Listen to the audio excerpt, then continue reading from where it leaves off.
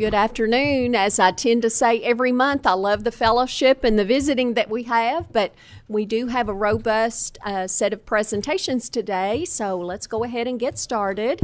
Will the Madam Secretary please call the roll? Senator Boswell. Senator Funky Fromeyer. Present. Senator Girdler. Senator Harper Angel. Senator Howell. Senator Mills. Senator Storm. Senator Thomas. Senator Wheeler. Present. Senator Wilson. Here. Representative All. Here. Representative Baker. Here. Representative Dotson. Representative Pfister. Present. Representative Frazier Gordon. Yes, ma'am. Representative Freeland. Present. Representative Fugit. Here. Representative Grossberg. Representative Heath. Here. Representative Kulkarni. Representative Lawrence. Representative Maddox. Representative Massaroni. Here. Representative McPherson. Here. Representative Pollock. Here. Representative Reed. Representative Roberts. Here. Representative Stalker. Present. Representative Tackett Lafferty. Present. Representative Tate. Here. Representative Timoney. Here. Representative Truitt. Here. Representative Wesley. Here. Representative White. Here. Representative Wilson. Here. Representative Witten. Co-Chair Wise. Present. Co-Chair King. Present. Co-Chair Pratt. Present. I'd say we do have a quorum. Thank you very much, Madam Secretary. Do I have a motion to adopt our minutes from last meeting? I see Dan Pfister and Killian Timoney for our second, so the minutes are approved. One of the most diligent representatives that I have worked with in the last few years is Representative Sean McPherson, and he has worked diligently to create today's agenda and organize today's presenters. So I am going to turn the question and answer over to Sean McPherson for a wonderful presentation. Thank you so much for your hard work on today's agenda items. Thank you. Well, thank you, Chairman King, and the checks in the mail for that good. I appreciate that. Don't believe it. I didn't say it with cash. Anyway, yeah. So as Chair King and I talked about what would be on the agenda today, I thought it was pretty important to have these two presenters come up to us today as we're going into a budget session. So we'll just get started with Mr. David Beck. If you want to come up and introduce yourself and being the president and the CEO of the Kentucky Venues. And so last year, I'll just set it up, we had appropriated some money for you to do some work and some improvements, and we'd just like to hear where you're at and where you plan on going. Okay. Well, good afternoon, and thank you, and it's an honor and privilege to be able to be here today. Thank you for that opportunity, and I will be respectful of your time, and I'll be glad to make some comments and welcome addressing any questions the committee might have today, too. If I go too long, just let me know. Let me just say this. On behalf of our board and our staff, we really appreciate the support the members of the Kentucky General Assembly has. If I could just, could you introduce yourself for the record? I'm sorry, David Beck. I'm David Beck, President CEO for Kentucky Venues. Okay. And we appreciate the support that the Kentucky General Assembly has and continues to provide in support of our two facilities. For those who may not be familiar with the term Kentucky Venues, that's the marketing name for the Kentucky State Fair Board. We manage and operate two facilities in Louisville, Kentucky, the Kentucky International Convention Center in downtown Louisville, as well as the Kentucky Exposition Center just north of the Expressway there by the airport on the south side of Louisville. Those properties, we host about 340 shows event a year. In fact, the last 10 months, we've had 6.5 million people come through our doors. Our facilities are responsible for about 70% of the hotel room occupancy, not just Louisville, but in our region around in neighboring counties. And so we think about that. Being a Kentucky resident, lifelong resident, I knew about the half a dozen events I attended on an annual basis, the State Fair, Farm Machinery Show, and North American, things like that. I had no idea that those properties maintained that type of a schedule and the influence it had on tourism and the business economics of the Commonwealth. The program I'd like to just mention to you a little bit to give you a little idea of the diversity of the events we have on the property. Then I'll talk about some of the updates and some of the challenges we all face And it's an honor and a privilege to represent the Commonwealth in this way. We have many, many partners in what we do, and we don't do it by ourselves. It takes a lot of people coming together to plan and then implement the plans as we recruit business. And I'm real proud of our staff. We've been successful recruiting business from other areas, other cities, major convention centers around the country. You know, one of our goals is to be an example how a government agency can do it and do it the right way. We ask our people, and I mean this in a very positive way, to work every day like their job depends on it and make decisions like they own it. And I think if we'll do those three things 9 times out of 10, we'll get the right answer. And I'm so proud of our team. Our goal is to become profitable. And since U of L pulled out with basketball some years back, it's been a challenge to get to that point. But we were just this close prior to the pandemic hitting.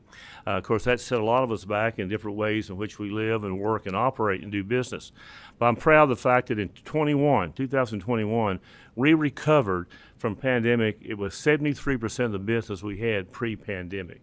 This past year, 2022, we exceeded 106% of the business we had prior to the pandemic. And not to be arrogant about it, but I'd challenge those in tourism to find any facilities in North America that had that level of recovery. And I think that speaks volumes to the work ethic and the determination of our team working together to seek opportunities, take care of the existing clients, and also reach out and market new clients.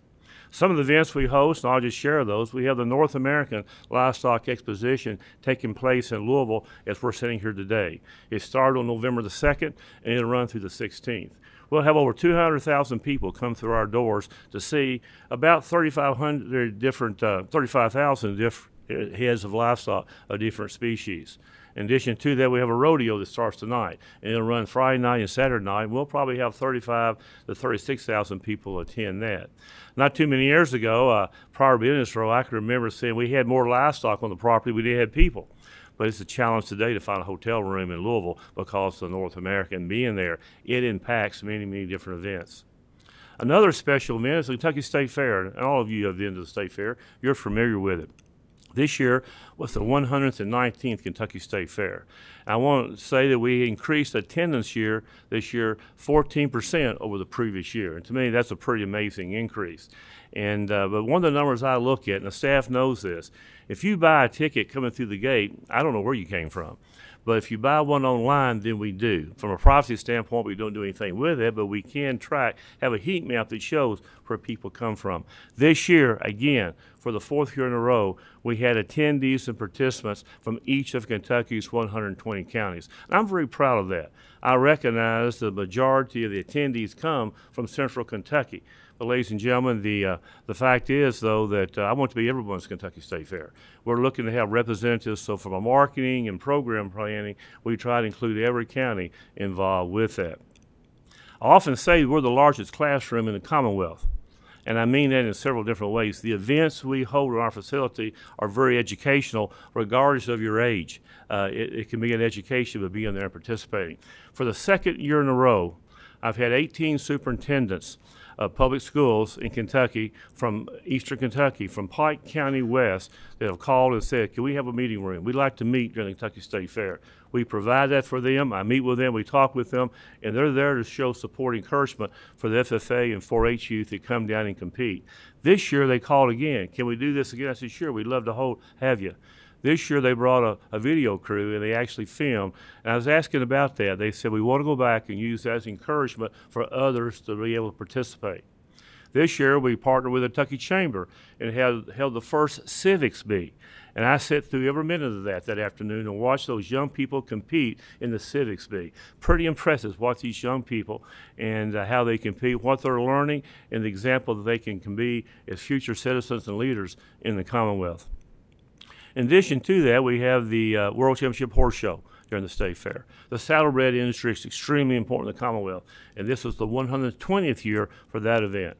Over 2,000 horses being there and competing.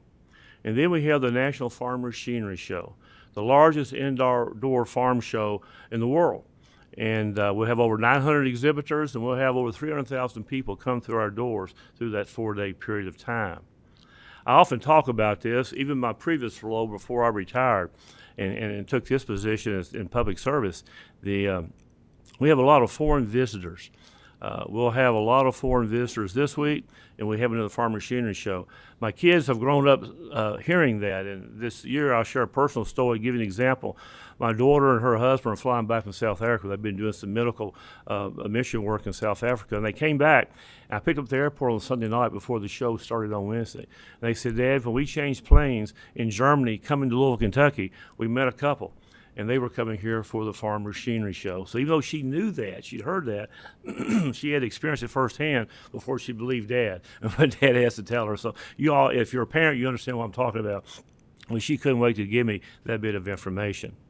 Some of the other shows we have on our facility, you may be familiar with the DWP concerts in September, Burn Beyond and Louder Than Life. Last year, we had 320,000 people came through the gates for 2 weekends of those events. 70% of the wristbands or the tickets are sold outside the Commonwealth from all 50 states, as well as last year 11 countries. This year it was about 340,000 people, and again, but they doubled it to 22 countries being represented. The week following that, we had Utility Expo. And if you happen to be in the Louisville area, if you're not on the property, you may see these huge bucket trucks up in the air all the way around the property. One of the largest trade shows in North America. They were there, 22,000 people representing every state in the country as well as 49 countries. And then last week we had the Equip Expo. If it has anything to do with farm and garden materials outside, from grilling to lawn chairs to lawnmowers, you name it, they were there for their event. This is their 40th year they were there, a major, major show. They brought people from 60 different countries as well as all 50 states again. So we have a lot of foreign travelers that come through our doors. And folks, those people aren't staying in the car all night. They're buying hotel rooms and restaurants and spend a good deal of money in the Commonwealth. So it's our way of doing what we can to cooperate with tourism to help grow the business. These type of events bring a lot of people to Kentucky. It causes people maybe want to come back for tourism, particularly the weather like we're having this week. In addition to that, they may choose to do business with Kentuckians, or they may choose to invest. We had a new CEO came to Louisville back in the spring, and I was getting behind-the-scene tour of our facility. He said, you know, I've not spent a lot of time in Louisville. When I took this position, my son lives in New York. And I said, Mom and Dad are moving to Louisville, Kentucky. He said, Dad, that's where I go every September for those concerts. So the reach is pretty strong. Sometimes we take that for granted. So I just want to share that with you. The investments you make in those facilities, I think, pay a huge dividend. Thank you for the flexibility you've given us in the law so we can be competitive and compete. We book contracts 8 and 10 years out. And so having the flexibility to do it and do it in the right way is critical. We still check all the boxes, but it's important. The financial commitment you made this last session to make dollars available to improve our facilities will have a huge impact. For example, we opened the Kick after our 2-year renovation in August of 2018. It had been shut down for 2 years. That's devastating for downtown Louisville, for restaurants and hotels. It was a welcome celebration when you opened the doors in August of 18. As we go through our renovations at Kentucky Exposition Center, we're going to keep the doors open. We're not afraid of the competition, but I don't want those clients shopping. I want to keep them on the books and make sure they continue to be either on an annual basis or rotate their service and bring their events back to Louisville, Kentucky. So we're going to try to manage that. We were hopeful when we've been on the street back in July and August taking replies from architects. Unfortunately, that's been delayed. Our staff worked very well with DECA, and I appreciate the effort that I've set in some of those conversations. I've observed those and got reports, and everything was going well, then it got held up. Those were released October the 14th. Hopefully those will be back by the end of this month and then be able to make a selection. Once we get the architect in place, then we can start the next phase of that planning. But that's going to delay us at least a minimum of 6 to 7 months.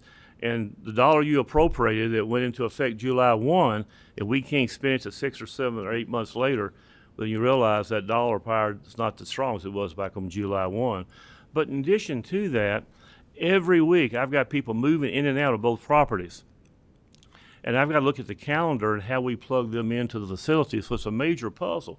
And when you miss it that many months, that also affects weather, because many of our events are outside, not just indoor events. So I'm proud of both properties. Both properties receive awards, and I'm proud of our staff being recognized. We were recognized again by exhibitors, top 15 exhibit spaces and convention centers in North America. So we don't take that lightly. We expect that because of the work that they do, but we're very appreciative of that recognition. That helps us in the marketplace. You can't do it if you don't have facilities that meet the expectation of today's consumer, and that's a changing, moving target. But you also have to have a staff that will provide the daily service that they need to get that job done. When I came in this role looking for efficiencies, I combined the management teams. We have the same management team for both properties. That gives us backup. My operations director's over both, and we've got a person reporting them at each property. That allows a three-person problem-solving network when there's issues that need to be dealt with plumbing or electrical or escalators or you name it. Same thing on my security, same thing across the board. So we're trying to apply some private principal systems in place so we can be more efficient, but also more effective in taking care. One more thing I want to mention, this is an unknown to a lot of people. We're designated, the KEC, the Exhibition Center, as a area for safety and security for our region, not just Kentucky, but this country. We've had every state, local, and federal agency has anything to do with security from, you name it, they're there. They meet there, they train there, they use those facilities. And it's amazing what goes on that property that most of the public's not aware of. So we have to have the infrastructure to take care of those needs during tornadoes and storms and you name it when it happens. But we also have the facility to use that throughout the year. I've had 4 major power outages on our property. One during last year's state fair with 2,000 horses at risk without air conditioning and water. That's a challenge, ladies and gentlemen. So we're trying to fix those things so we can be competitive. That bad news travels fast in the marketplace. And when we're competing with people from New Orleans and San Diego and Dallas, when we're dealing with that, those kind of things can be used against us, so we're trying to get that right. Let me just say this. We welcome anytime you want to visit. You're always welcome, and we can give you a tour behind the scenes. I would welcome doing that. I know you've had meetings there. Anything we can do to show you what we're doing, we welcome opportunity. And we also need and welcome your advice of things you might see or you might hear from your constituents that we're missing. We're not perfect. We make mistakes. And the only way we can address them is knowing about them, because we may have overlooked it. And I'd rather hear it 2 or 3 times than not hear it at all. That may be enough of an overview from my point of view, but I'll be glad to answer any questions you might have or go deeper if you have questions of such nature. So I think we have a couple of questions right now. So Chairman King has a question for you. Thank you, Representative McPherson. Thank you so much, David Beck. I always appreciate your updates when we're at the State Fair and every time you come before this committee. I was so intrigued when you talked about our regional and international guests that come in. I was just curious, do they follow your all's social media? Do they have a newsletter? How do they stay up to date with the many opportunities that you have for them? How do they know? One of the things is they may see our information. That may be one source. But if it's an organization having an event, like the Utility Expo, they have their own communication. So if you're in that specific industry, like we have the Bar Association downtown last night and a lot of judges, and we had another group dealing with mental health issues. They all have their own trade associations. So they're probably tracking it from that, knowing they're going to utilize our property. Excuse me. But also includes our websites so they can go find more specific information about us. And we also try to cross-market. We work with all the different destinations in Louisville, the different museums and other opportunities, so we can market our community while they're in town. That may cause somebody to come in early or stay longer or come back. So anything we can do that helps the Commonwealth. I think that's fascinating, and you're a very large organization compared to some of our smaller tourism venues across the state, but I think all of those can learn from how you all handle that. Thank you, Representative. Representative Grossberg. Thank you, Representative. Just for geographic context, my district is located between the 2 facilities, between the International Convention Center and the Fair and Exposition Center. I had the good fortune this year of getting to attend both of the DWP concerts, Bourbon and Beyond and Louder Than Life. I'd never been to these before. I'm aware of them and had for years and never quite got the experience until I got to participate. But I can tell you that the economic and cultural impact goes well beyond just what happens in that part of the city. that for a good 2 weeks, wherever my wife and I were, we would hear people talking about the concerts, people from out of state, people from other countries, restaurants were buzzing, stores were buzzing. It honestly is indescribable. And to that point, you concluded one of your previous statements that you don't want to send anybody shopping.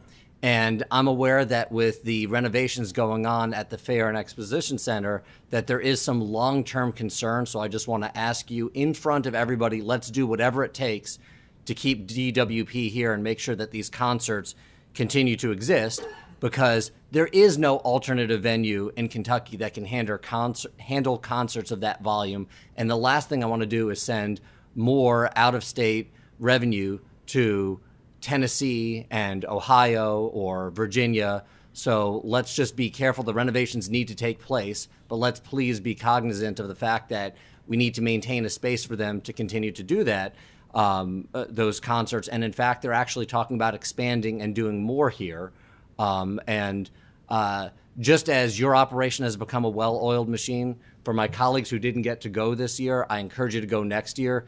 DWP is a well-oiled machine. They put up a city out of nowhere for Bird and Beyond, and then it wasn't just a rebrand. The entire city disappeared and got rebuilt as a different themed city for Louder Than Life. My wife and I hung out to the end. An hour after the concert, we're leaving, and it must have been an army of 1,000 technicians disassembling this. I mean, if you guys have ever seen one of those amusement parks go up and go down, this put that to shame. And there was an army of your people picking up the litter everywhere. I think it was probably the next day, at most 2 days later, that the fairgrounds was back to normal. So my hat is off to you, but my hat also has to be off to DWP. And I harbor just a little concern if we collectively can't provide the necessary resources for you guys to finalize a schedule and expedite the renovations, that we might lose one of the gems, not quite at the level of Derby, even though I'm biased, but something that is a cultural and economic treasure for Kentucky. Well, thank you for those comments, and I agree. They're wonderful partners. They do a lot for the Commonwealth in many ways, and we want to keep that business. And we learn a lot from them. We learn from each other, so I think that's important. And we have grown to the point that we're now using both facilities for some of the same events. We have over 100 basketball goals set up at KEC, but we'll do basketball, either volleyball, archery, gymnastics. We work with the Olympics for regional gymnastics this last year. We hope to bring that to Louisville. So there's a lot of things that go on sports-wise as well.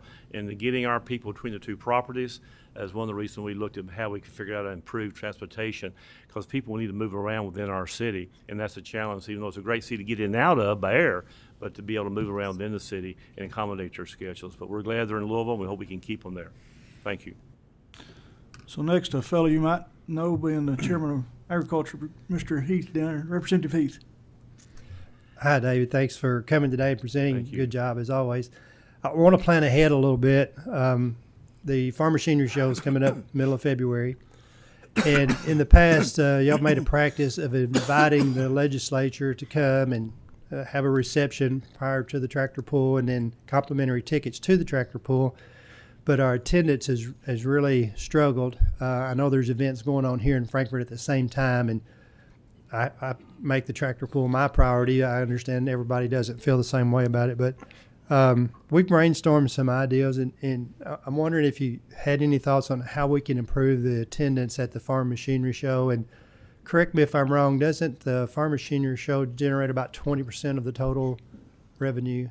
Yes, sir, it does. Of our $60 million operating budget, and each year of the 2-year biennium, that one show of the 340 we host at 2 properties is 20% of operating income for all the 340. So that is I like to say many times, agriculture pays the bill. That farm show is 20% of operating income, and most people don't know that. We're fortunate to have it. We want to keep it. As you recognize, many others around the country like to have it. So our goal is to make it the best we can. Yes, we always want the legislature to be welcome. Excuse me. And for many years, we've held a reception. As you noted, it's not always the most convenient time for everybody, and we've talked about how we can enhance that. I welcome feedback from this group if you have ideas how we might do that. We could do something here, transfer people back and forth, or we could find another day to be more convenient. But anything we can do to increase participation, to be able to see it, to experience it, we'd welcome doing that. I would just say control the weather. Maybe I had a message pop up on my phone the other day of a history, and it was me and a group standing with our FFA jackets on the side of the bus with the snow on the ground, and our bus had broke down on the way. So almost every year at the Farm Machinery Show, it would snow during that week sometimes. So I really appreciate you coming today. I don't think we have any other questions if we do, but if not, could you just tell us, based on what you just said about not getting the contracts out on time and everything, what might be the need or the ask coming into our upcoming budget? Yes, we submitted to our cabinet, the tourism cabinet, our proposals for the coming year, and those have already been submitted.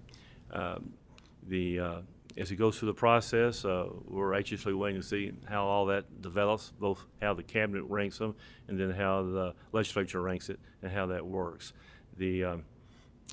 We continue to put forward, just like every other business and every other agency, staffing's an issue. Getting good people, keeping good people is a challenge to be competitive. That's always a factor. We try to employ people that can do the job today but have potential doing more, so we can promote from within at both properties and back and forth between the properties. A cost of doing business has gone up substantially. And I've talked with DWP, for example. When we entered into that first 10-year contract with them, we've had to make some changes, and even though it's a wonderful event, we want them, it has huge impact, that takes the whole month of September. And it's just not very profitable, so we're looking at how we can make that improvement so we can all share and grow together. We need to do those type things. But the cost of products that we purchase for cleaning, sanitation, you name it, parts, supplies, just like everybody else, we're being hit pretty hard with inflation to that end. So we have those same challenges. So we have a lot of that in there. We've got some asphalt parking lots and drives around our property that it's probably been 25 or 30 years since they've had any asphalt. And you know what that turns into? We've got extra gravel roads now than we didn't have before. So that's what you get into. We want to do it and try to do it the right way, but it takes dollars to do that. And as you know the process, we have to operate. If we don't operate in the red, we borrow it back and pay it back plus interest to the Commonwealth. So we've got to make sure we do it and try to manage those dollars as you would your own. Thank you so much. I just wanted to say that I appreciate a gentleman that can live it and breathe it and come to the table without any notes and talk about every venue that you've had and the dates that they were. That was very impressive. So if we see no other questions, I appreciate your testimony here today. Thank you very much for the opportunity. We're always available. If you have questions, you enjoy a visit, we welcome hosting you. Thank you.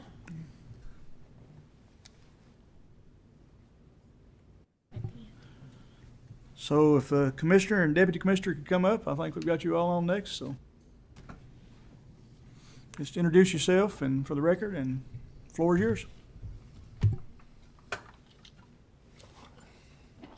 Thank you very much. And my name is Russ Meyer, Commissioner of Kentucky State Parks. Great to see everyone. We have obviously Deputy Commissioner Ron Vanover and Anita Hatchett is going to work the slideshow for us. So, presentation. I want to thank you all for your support of Kentucky State Parks over the years, and especially in the last couple of years, and having us here to your committees, and look forward to, as we've discussed in the past, setting our parks up for success for the future. And I know you all have owned that and taken that to heart, and we've been to work, and I want to tell you all about it. As you know, we have 44 parks that touch well over 50 of our counties in our state, and most of members here today have a park in their county or in their district. And when you call, we respond, and we'll continue to do so. So thank you for the opportunity to serve, and look forward to great days ahead.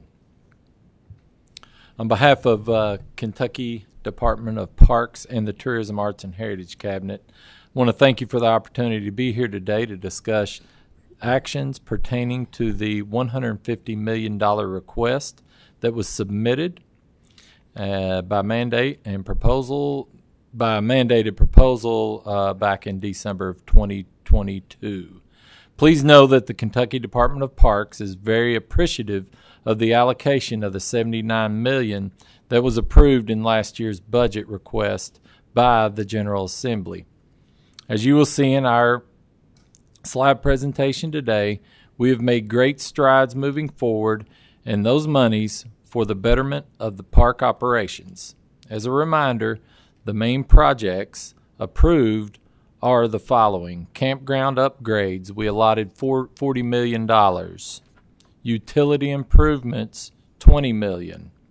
Broadband upgrades, $6 million. Lake Barkley structural issues, $7.5 million. And Jenny Wiley structural issues, $5.5 million. In addition, we will be discussing our initiatives and requests for the additional $71 million from the legislature, and I have Deputy Commissioner Vanover has a couple comments in opening. Sure. Well, first of all, thank you for the opportunity to be here today. We apologize, but this presentation is lengthy, but it's also what you wanted to see from us. And I see a lot of heads nodding. So we want to acknowledge that we received your feedback from many of you last year regarding the initial proposal. We have carefully considered your voices and the changes you requested. As a result, we, our team, have made adjustments that will have a positive impact on the progress of your request towards the non-allocated $71 million. The revised and comprehensive plan of action will help you achieve the desired outcomes you requested and in turn secure the additional funding for the $71 million for our Kentucky State Parks.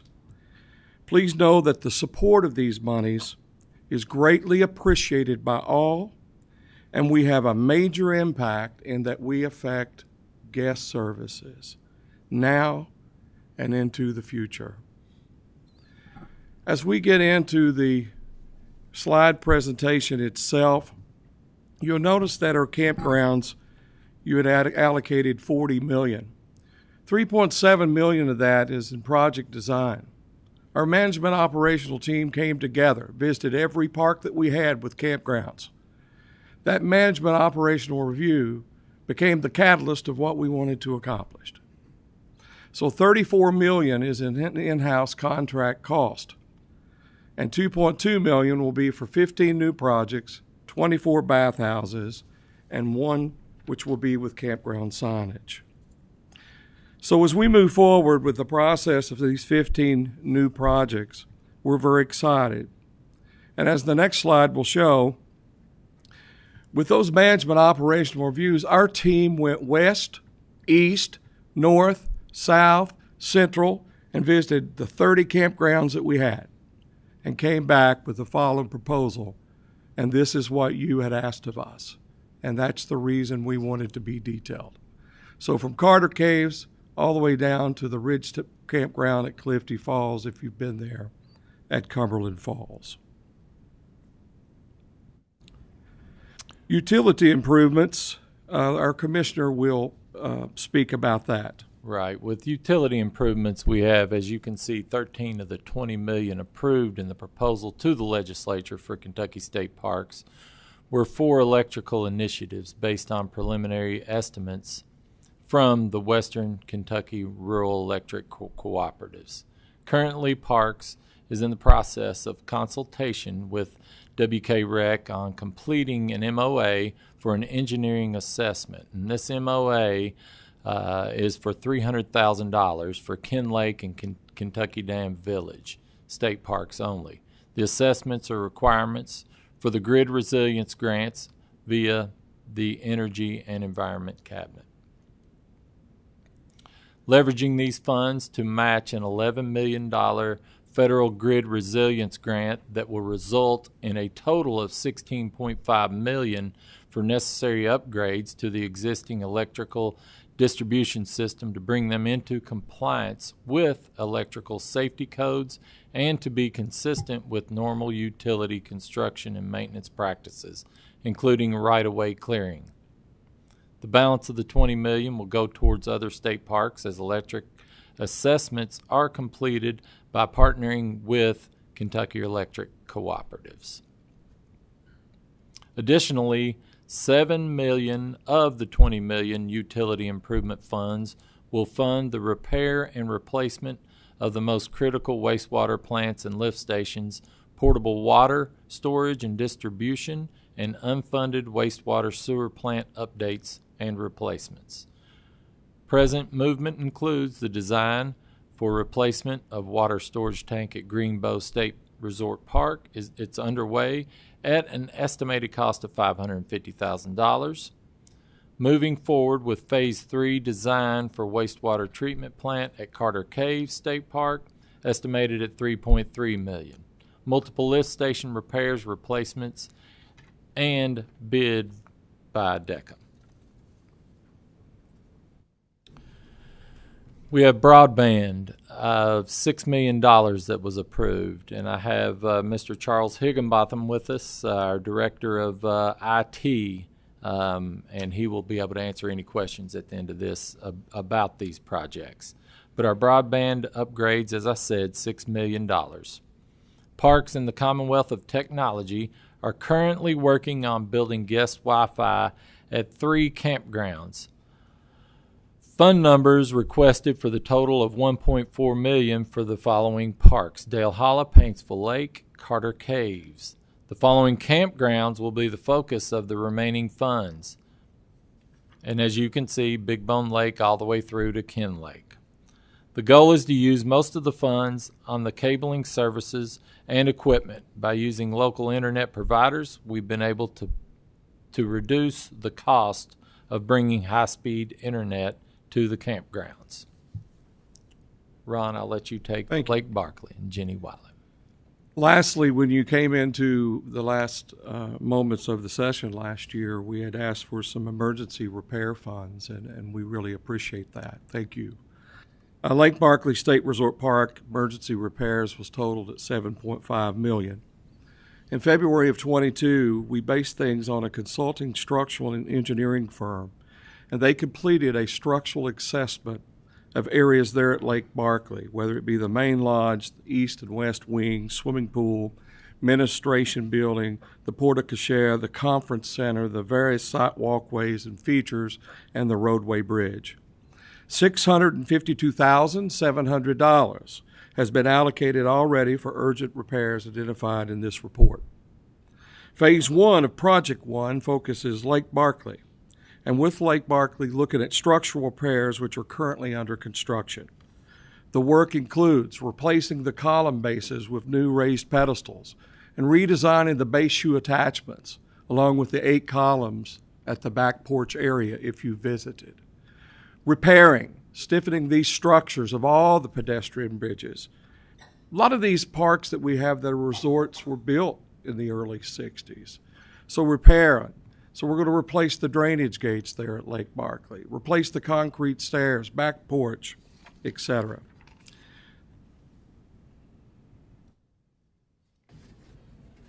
As we move on into the Phase 2 project, focuses of Lake Barkley, main lodge, etc., of $619,600. The engineering firm for that design will be contracted under our master agreement that we have. The project, again, will address the needed repairs of the report of that main lodge in the administration building. Moving on, our works will include, as you can see from the screen, repair and replace all the guardrails, bringing them up to code with new infield design, replacing all the column shoe base plates. And with us today is Michael Hammond, our Assistant Director of Facility Management, who will answer a lot of these questions you may have about the stages of where we are with these structures.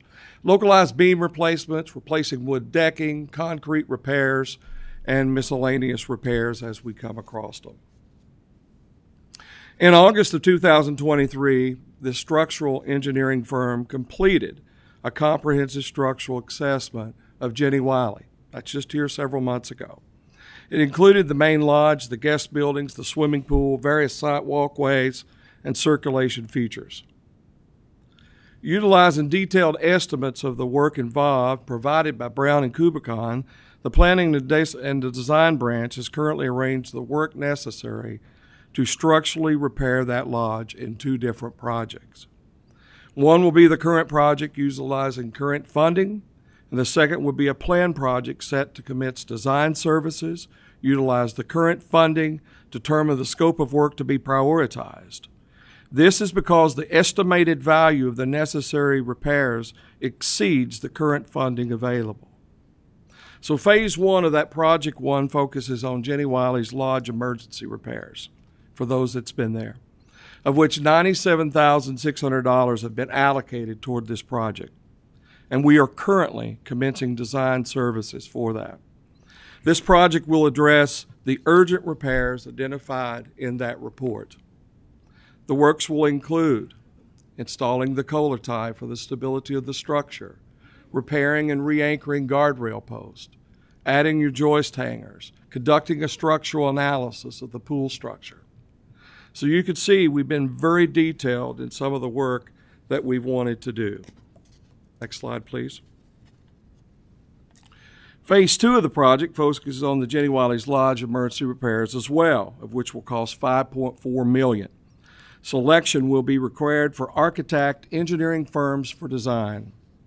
This project will determine the necessary repairs identified in that report that I mentioned earlier, and it could be completed with the current funding that's available.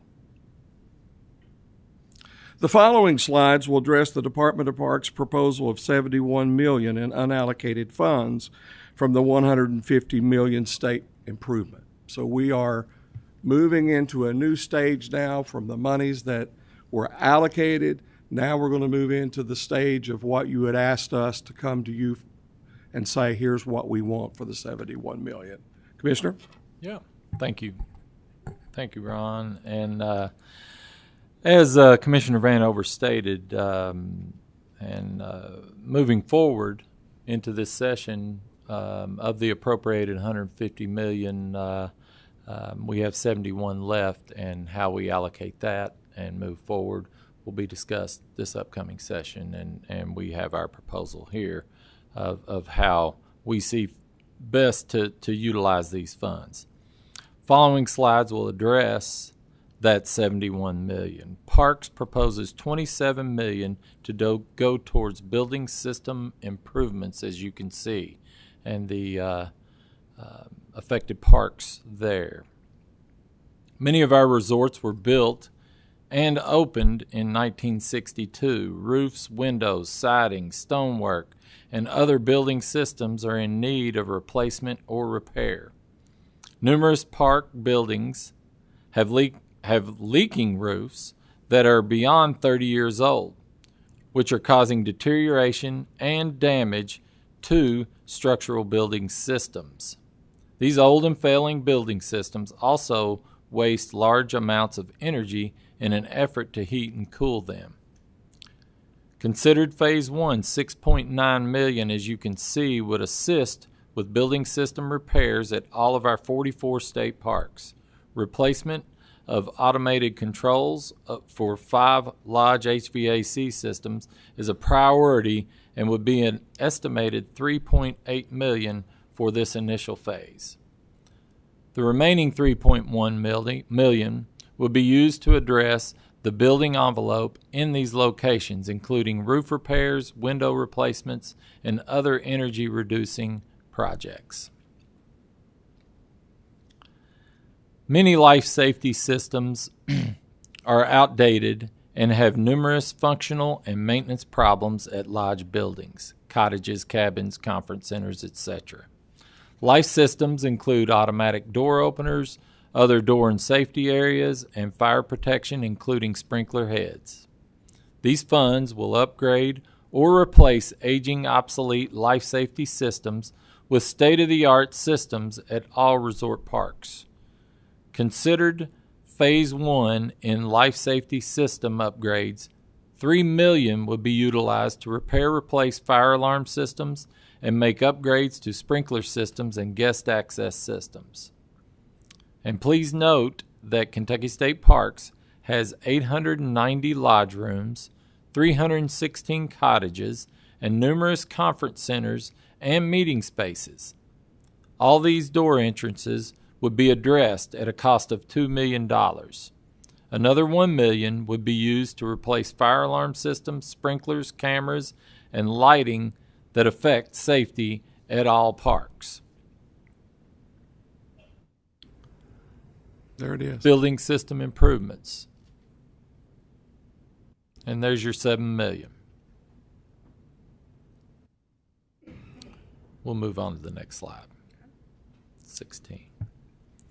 Many of the state parks structures lack features that comply with Title III of ADA required for places of public accommodation.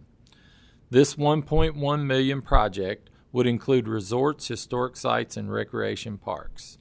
Upgrades would include compliance in providing accessible routes, building entrances, restrooms, signage, door improvements, and ADA campground upgrades. It is critical that the Department of Parks begin a phased program to bring our facilities into compliance. Dam safety. Dam safety reconstruction and repairs will cost a total of $5 million. This project will complete critical safety repairs and restoration of various waterways, dams. Some dams do not meet current required safety requirements and are in critical need of upgrades and repairs.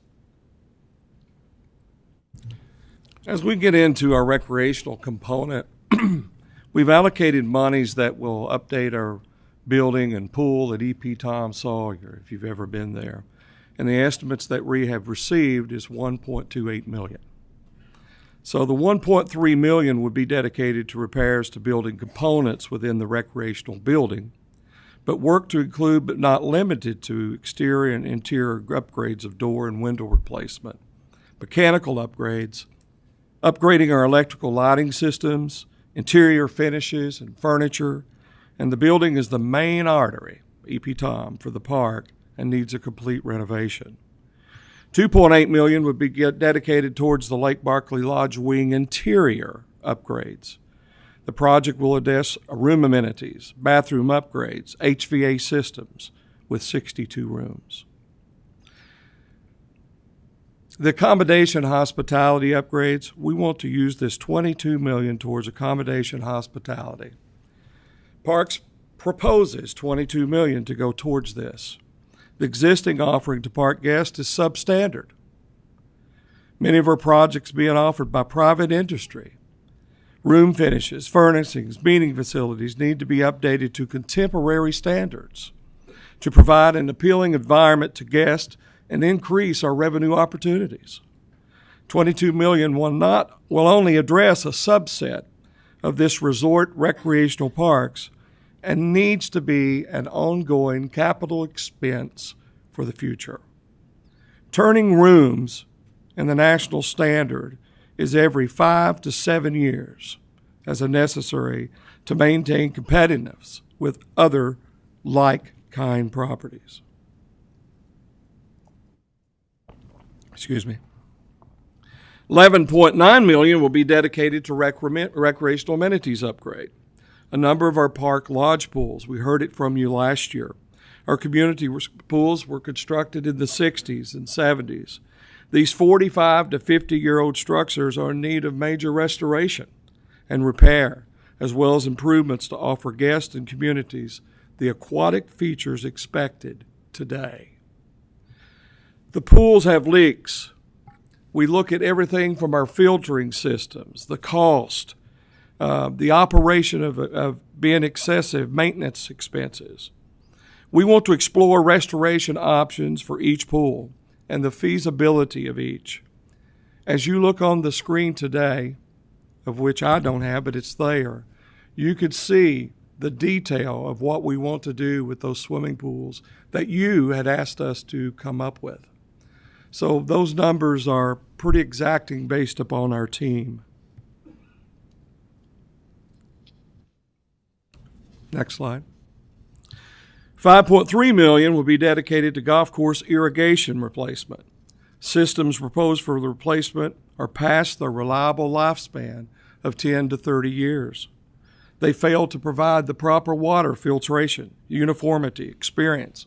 We have frequent blowouts, etc. Many cases. Sometimes we have to shut the entire system down. And when we do, it affects the greens. So putting our turf grace and the golf product at risk of what? Failure. Many isolation valves rusted, they're failing, they risk breaking every time they are used. We also want to concentrate on beach refurbishment. We hear about it from our representatives and senators every year about beaches.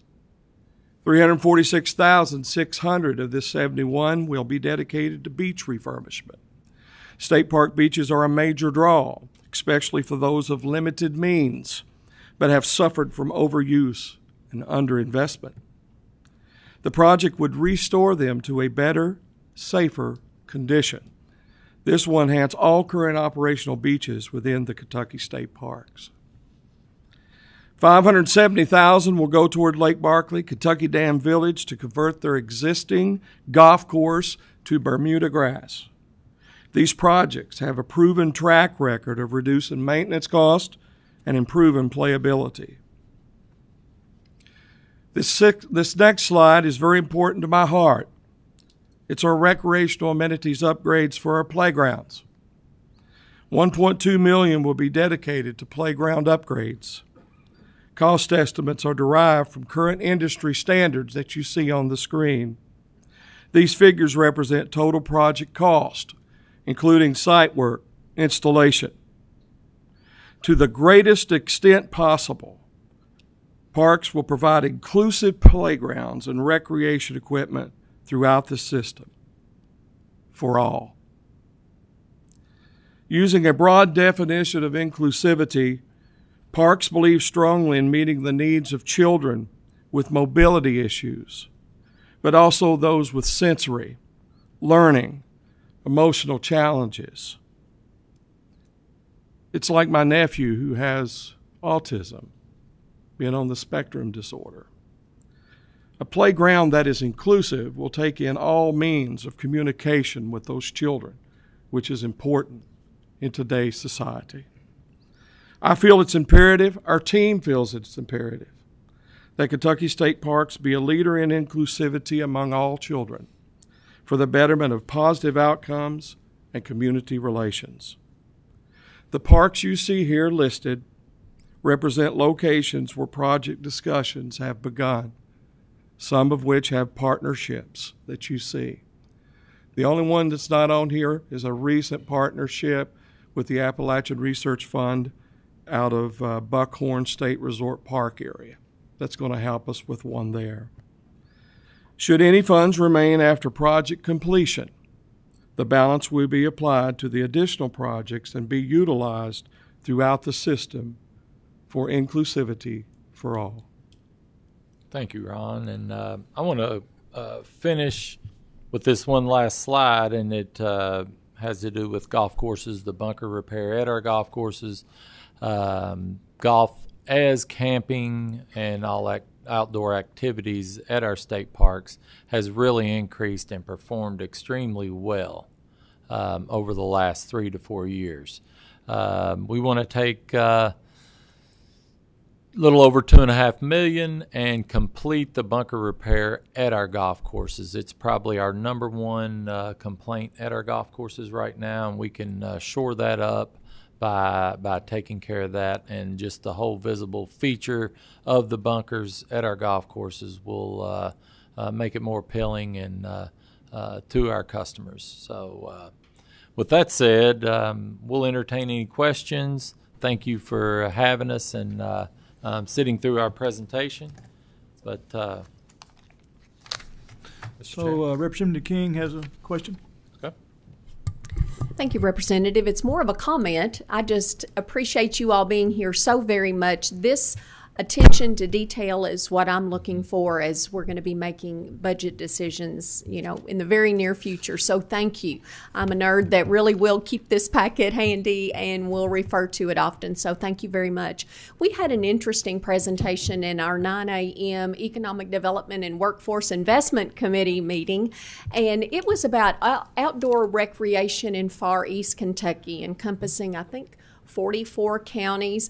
And a question was brought up, I apologize, members, I can't remember who asked, but talking about if anyone utilizes the state park accommodations when they're in the area. And I look forward to that conversation going forward. That is all private entity, the outdoor recreation that I'm talking about, but they were very intrigued by the thought of accommodations at our state parks as they're in the area. So I was excited about that. I know you all are going to be excited about that as well. But thank you all again for being here. I appreciate it. Thank you, Representative. Thank you, ma'am. That is great, and appreciate your comments. And I just want to add one thing, if I can, to that is we've got an opportunity here this upcoming session, as we've had in the past session, and of increasing and enhancing the experience of our parks and the customers and the people of Kentucky and tourism in Kentucky. So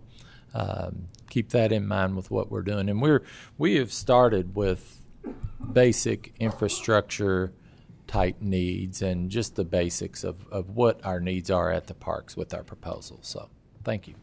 And I will add, Representative King, that our Eastern Kentucky parks, all of our parks are special. But when you get into the Eastern Kentucky region, you have a lot of park interpreters, recreational specialists that do plan program, like Carter Caves does so many cave tours. It's a very visited park. Cumberland Falls, Natural Bridge, Greenbow, and the list goes on and on. But we appreciate your comments, Representative King. So we have another few more questions. Chair Pratt. Thank you. By the way, I want to thank you guys. I had a constituent had a issue. You guys went above and beyond to take care of her, and again, I got a very nice letter back from her. So I want to thank you guys very much for that. But this comes back to, I'm sorry. I was looking at, you say you're taking the golf course greens from Bentgrass to Bermuda. Is that a typo? I'm just looking at that. I'm like, no, Bermuda usually not work well on greens. Yeah. And I thought the same thing when I took this role, but I had to go out and see it to believe it. And in certain areas of the state, right here in the central part of the state, we live in what is called the transition zone for grass. As you know, you're in the, lawn cutting business, I guess. And when you get to the southern part of the state, it's amazing how the Bermuda greens do. And yes, it's a big cost up front, as big a cost of loss of business as it is construction cost. But for the future and setting up, as I say, setting those golf courses up, setting those parks up for success for the future, the savings that comes from it, the playability, the quality of the Bermuda greens in those areas, and just how far they've come in the past 30 years with Bermuda grass is amazing. So I'm like you. I had the same question. Yep. Sitting here today after being in parks and seeing the process take place, I'm a believer. So we wouldn't do this if it wasn't, I can assure you, we took all the caution and precaution to make those decisions moving forward. Usually in my business, we're trying to kill Bermuda, and good luck doing that. But when I saw it, I thought, is that a typo? Again, I wouldn't have got your question. I thought maybe it's a typo. Right. But thank you, sir. Right. Thank you. Go to Representative Fugit. Thank you, Mr. Chairman. I have a few questions, if that's all right. That's fine. Just keep them one at a time. Yep. Thank you, Commissioner Meyer and Deputy Commissioner Vanover, for being here today. Of the $79 million allocated last budget session, how much of that have you already spent? Do you know? Well, we're allocating. Let me start by saying we received that money's August 1, so of this year. Okay. Right. That's when we received it. Okay. So that's when we could start planning process and the process of spending it, and we're far along in the planning process of it. But as far as the projects themselves, it will take some of them a couple years to complete them. So, Right. and Yes, that right. that's the process at hand understand it. that is in place. So, I understand it. Your presentation today was really good, really detailed. I met with your staff back in August, I think it was, in the office, and we talked about getting a detailed list together. When do you know when this was finished? when This report was finished? this report was finished, We've had this. within a couple weeks, Okay. something like that. Yeah. Okay. So if you haven't received it, you've received it now, but you will receive it. Right. Yes. And the reason I ask is being the chairman of the budget subcommittee on tourism. I asked your staff a few questions. One was, how many parks do we have in Kentucky that does not have internet or broadband? Well, I'll tell you what, if you don't mind, I'll let Mr. Higginbotham come up and give you a full report on that. I'll just need a number. Yeah. Is there 20 or 44 that don't, or how many? You'll come to the mic. Come to the mic here. Hi, Charles Higginbotham, Director of IT. So I'll split it between the resorts because we have 17 resorts. We have 16 resorts that have high-speed internet. One does not, but we're in progress. It's Buckhorn. We're working with a company called TDS to provide fiber. We just signed the paperwork this past week, and they're expecting March of 24 to have broadband there. The campgrounds, we have, I think a year ago we only had 7. Today we have 16 with broadband. We've got 5 more in progress. We've got providers for the remaining campgrounds, all except for 3 we're working on.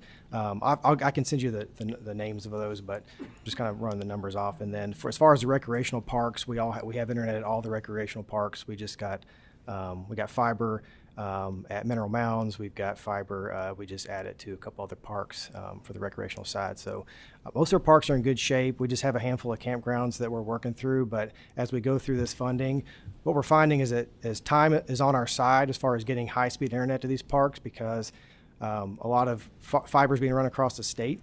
So they're getting closer and closer, so it's cheaper for us to get it.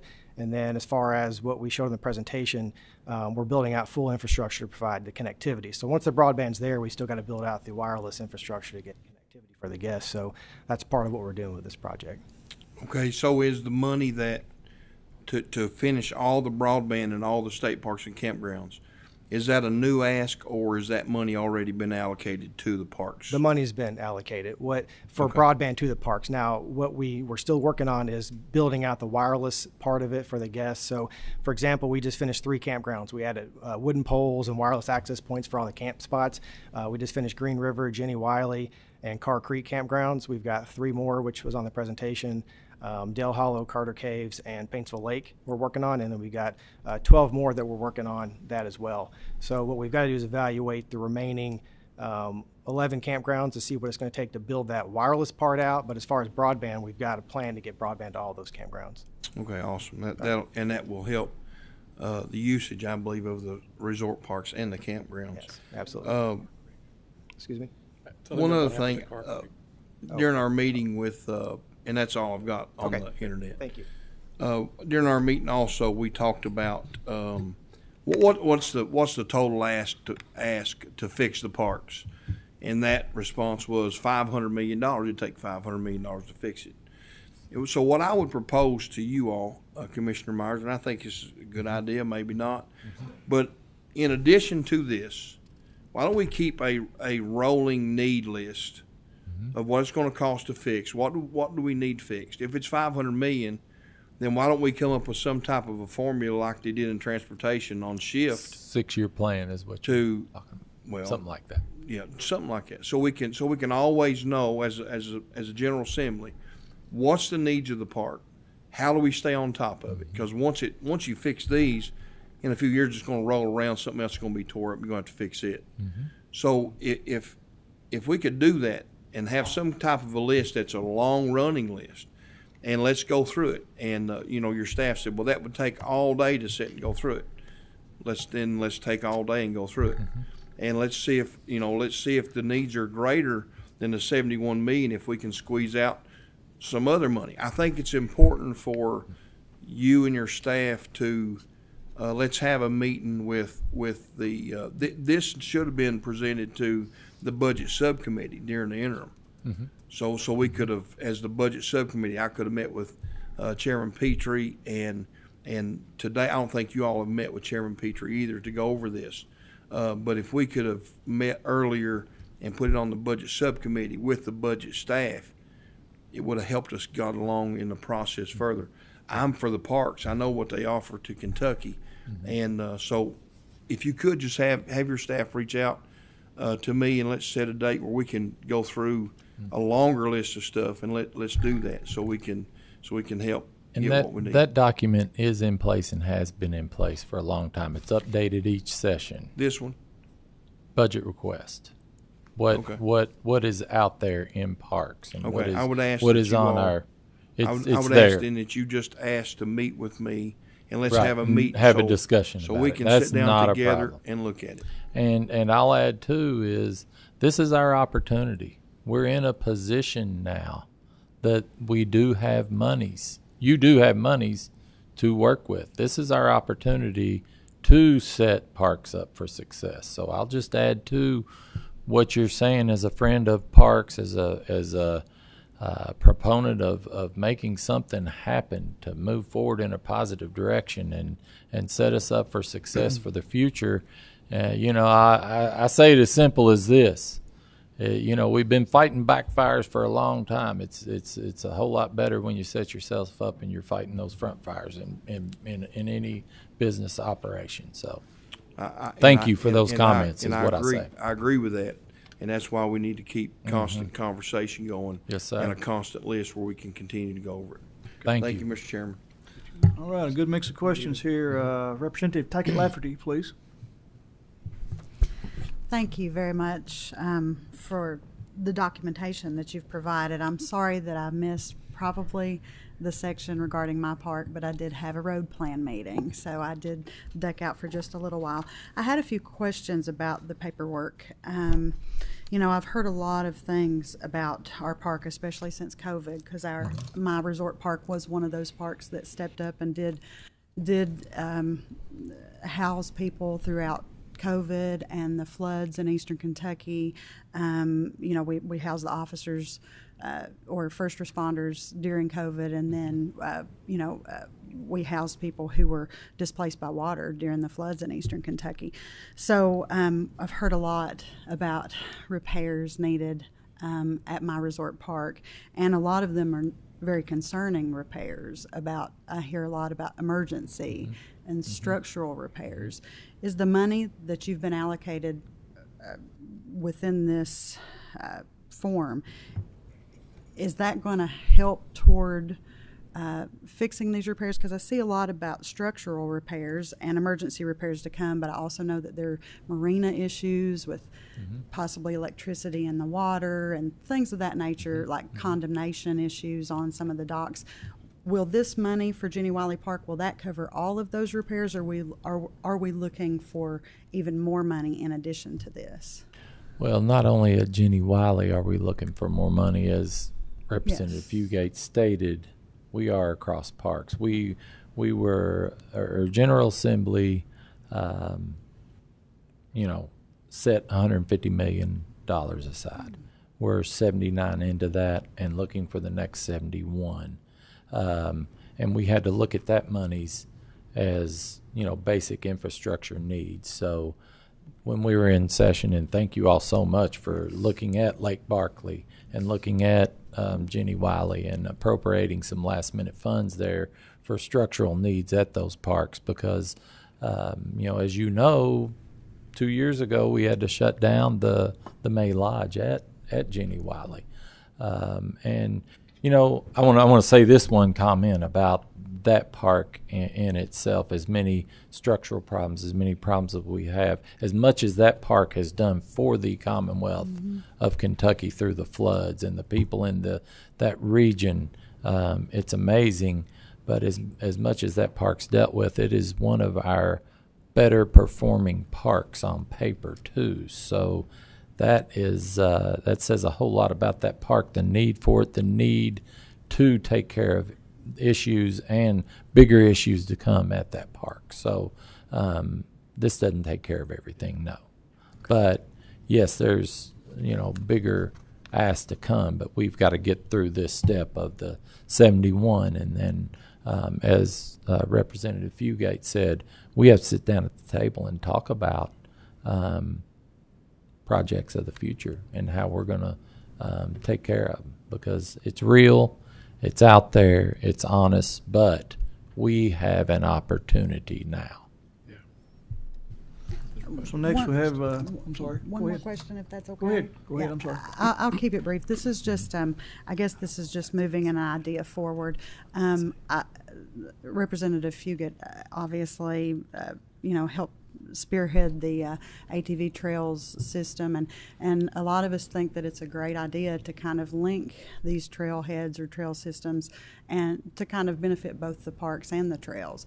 Who would we speak with at your office if we wanted to kind of begin that conversation? Who would we start with? Any Ron, suggestions? Yeah. You would begin the conversation. Can you still hear me? I apologize because I realized halfway through my presentation I didn't have the mic on. So I guess being the son of a Baptist minister, that just reverberated. But Seth Wheat is our Director of Interpretation and Engagement. He's also the person that oversees our trail towns that you've heard about.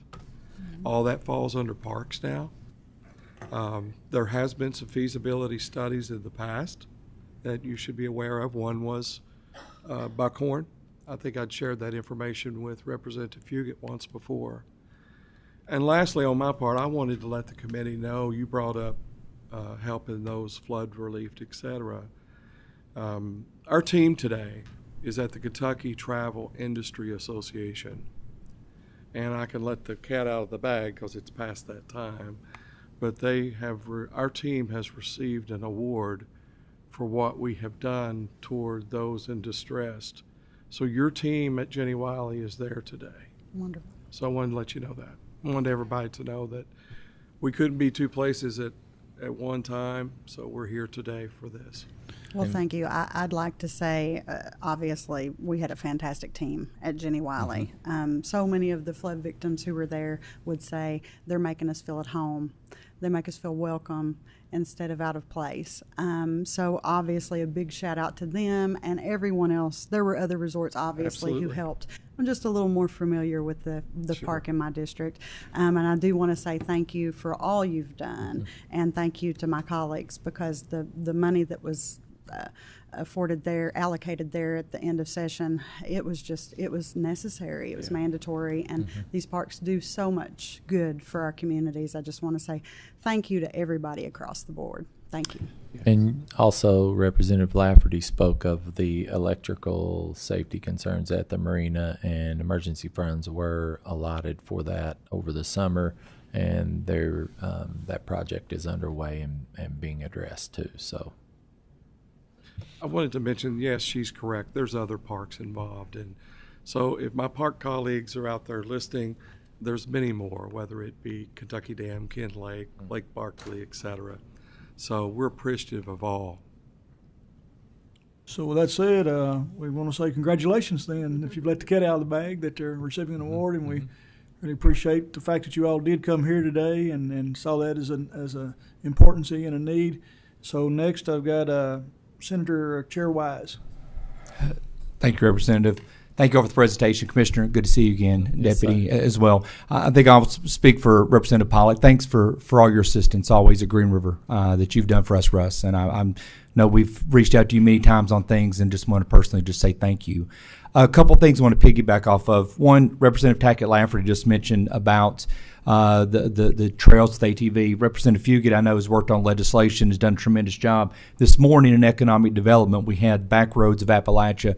Mr. Eric Hubbard presented in front of us, and one of the specific questions I asked to him was, trying to tie what they're doing in the 606 and as well as other areas into our state parks. And he would be a phenomenal person for you all to get in touch with. And I'll try to make that connection once we leave here today, because it's very exciting what Representative Fugit and that area are doing over there. Also, with the conversation about finances and resources, and Commissioner, I know when you were in this legislative body, you remember when Representative Combs worked on P3 legislation. I assisted on that on the Senate side. Are we at that point? I know we've had the discussion many years ago about state parks and public-private partnerships. Are we at that point of having a more deeper dive discussion about that, of a Marriott, of a Fairfield, or something like that, in an RFP process of looking at our state parks? Do you mean state parks as a whole, or singling something out? In terms of maybe state parks as a whole. And I'm just mentioning that because we look through here, and as much as we get into budget things and requests, I just don't know if I'm a huge fan of state parks. I think we all are up here. But when we have to continue to come back in the budget, and we're allocating here and doing this, do we need to have a bigger conversation surrounding P3 projects and what they can do? We've seen at the university level what University of Kentucky's done with P3 and other universities. I know that may be different, but I love our state parks so much, and I think maybe we can have a conversation surrounding P3s. We're open to a conversation with you about that. When you talk about state parks, the massive acreage that we maintain, that we own, that we have, as you know, parks in your communities, state parks as a whole, were they designed to make a profit? I don't think that they were. We know they were not. Based on what we have, we're preserving, we're doing a lot of things in that perspective. But when you talk about our lodges themselves, our resorts, campgrounds, we're talking about our revenue generators that prove themselves, our golf courses that actually really do prove themselves. So open for discussion, but we have to be open-minded going into that of the the plan of state parks back when we had plans. I don't think I know what we're doing, what we're putting in place now will make our current operations more efficient. No doubt in my mind. No doubt in my mind. Moves we're making, you all making the moves to fund those moves are going to make them more efficient, generate more revenues. So when we have that discussion, we just need to be open-minded about that too. So, absolutely. Look, we're in this to make it the best product for Kentuckians and generate that tourism dollar and what we can do to provide that perspective for Kentuckians and our taxpayers. Absolutely. We're one of 7 states that do not charge a fee to get in your parks. So we're proud of that. You all are proud of that. So there's a lot of things that could be considered, but I just think we go into a discussion like that. You want to have a discussion like that, let's be open-minded to all perspective and bring the right people at the table to have that discussion. Sounds great. Thank you, Commissioner. Representative Pollock.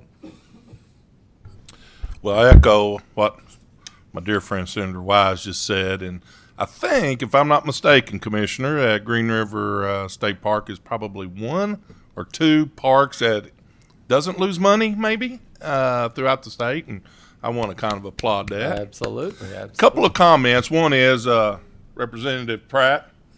Bermuda, I think I'm a pretty good golfer. Just and we can't be lying. You're under testimony here. But so you're Bermuda, you're giving strokes. Is that what we're talking about? We can talk about that on the first tee. The Bermuda way of things is obviously less maintenance, less cost of maintenance.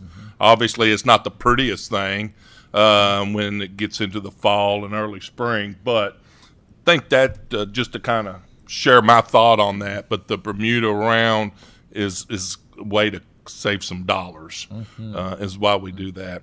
The other thing is, just again, a comment is obviously a lot of the projects, and we're obviously super excited there at Green River. It's a half a mile from my home, and obviously my constituents call quite often to your office and others, but if we could stay in the loop as these projects are getting close to happening, I would love to be a voice of what's happening there in my state park, and I'm sure with others of what's going on prior to, whether it's the broadband or the upgrade of the campsites, any of those type of projects obviously coming down our road toward my particular park. I would love to be involved and just help communicate. And again, to piggyback Representative Fugit, communication's key. It really is, and it really helps kind of hopefully block off some of the things that we have to deal with. It's, so anyway, just a comment. Want to share that. And I'll tell you to add on to that, we have already started that process from a community standpoint, meeting with local county judges and mayors at the state parks and letting them know and communicating what project. We're going to continue doing that across the state, but we've done that at some parks that we needed to do that at. It's very successful, so you're exactly right. Communication's key, and we will definitely do that, and you'll see that in the upcoming year for sure, and there forward. Senator Funky Fromeyer, please. The last two gentlemen touched on exactly what was on my mind and my heart. One question was about the occupancy rate, but I do go back to kind of the hotel, the public-private partnership. We spend a lot of time in the campgrounds, but we in particular love biking, hiking, kayaking, as much activity outdoors. So we're not in the lodges as much, other than maybe to grab a meal. But I do see a tremendous opportunity and wonder about the amplification of the use of the lodge. They always look so vacant, and I did wonder what those occupancy rates are looking like. I don't have anything with me, but we can get you something on that, with numbers attached. Anything you need, we can get it for you, obviously. I'm going back to just a brief stint that I had back in my college days working at Walt Disney World, and Frontierland was one of the most sold out because families really wanted that outdoor, but it made a fortune for Walt Disney World.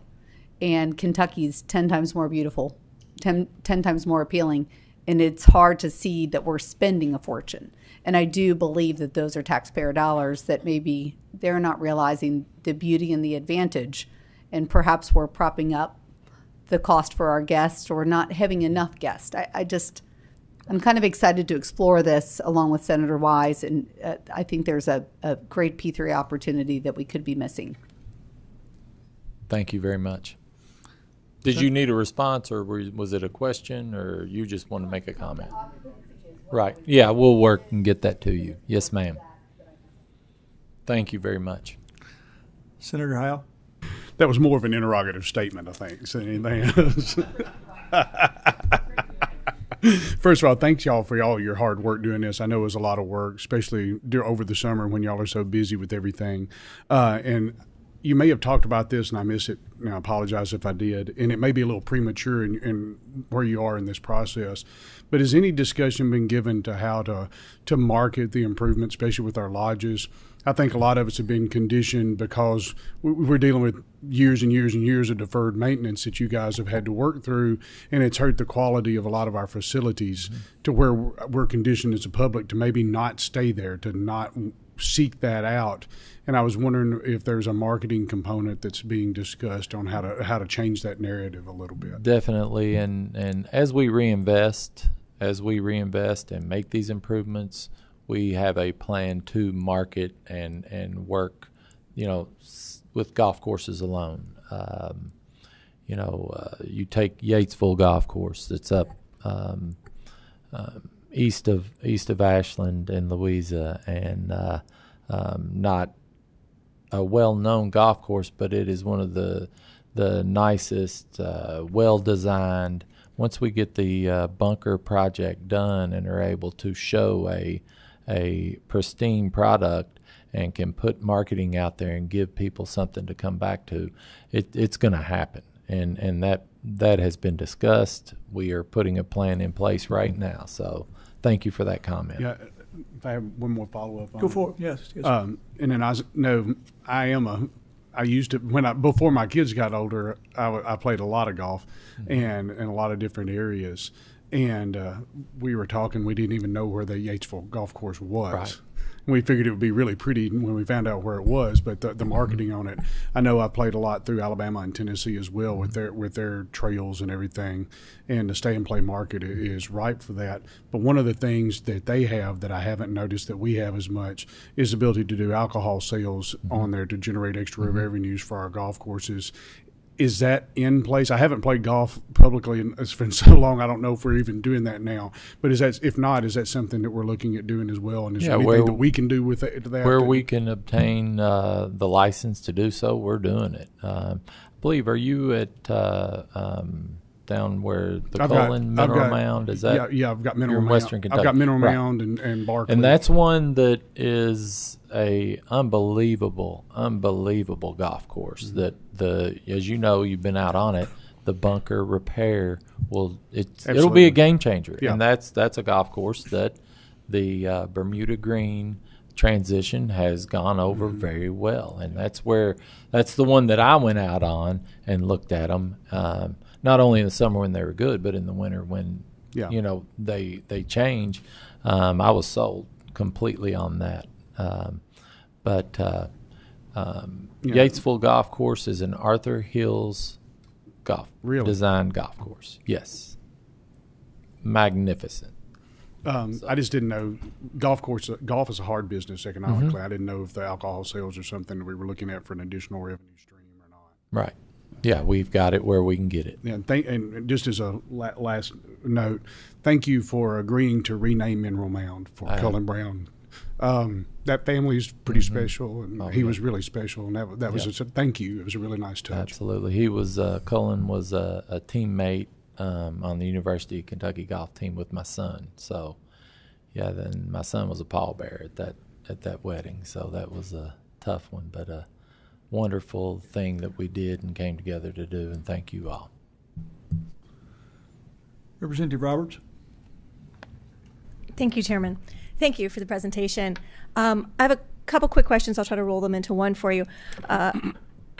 I think we were all pretty surprised that you didn't get the $150 million in its entirety last year. And so as I'm looking at these numbers, I appreciate the depth of it, but I'm also a little worried that with that sort of delay, that perhaps we're going to incur some extra costs because the cost of all building materials has gone up so much.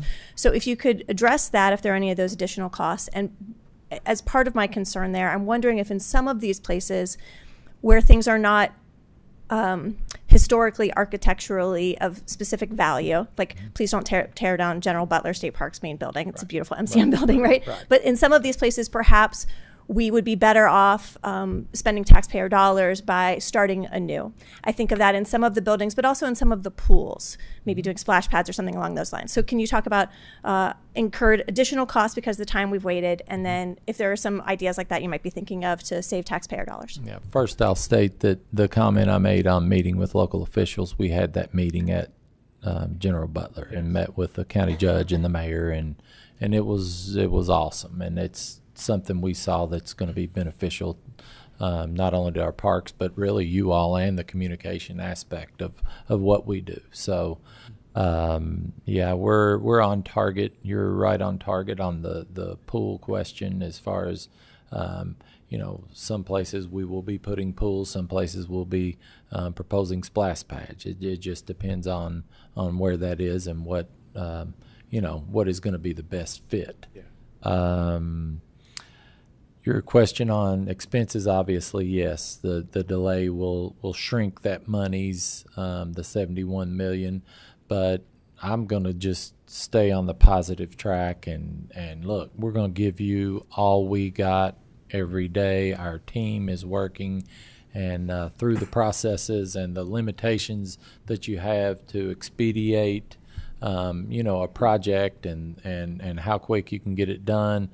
It definitely has shrunk the money, but hey, put it in play. We're going to give the taxpayers the best for what we're given, and do it right and the most efficient way it can be done, and the right way. So I guess that's the only way I can answer that question.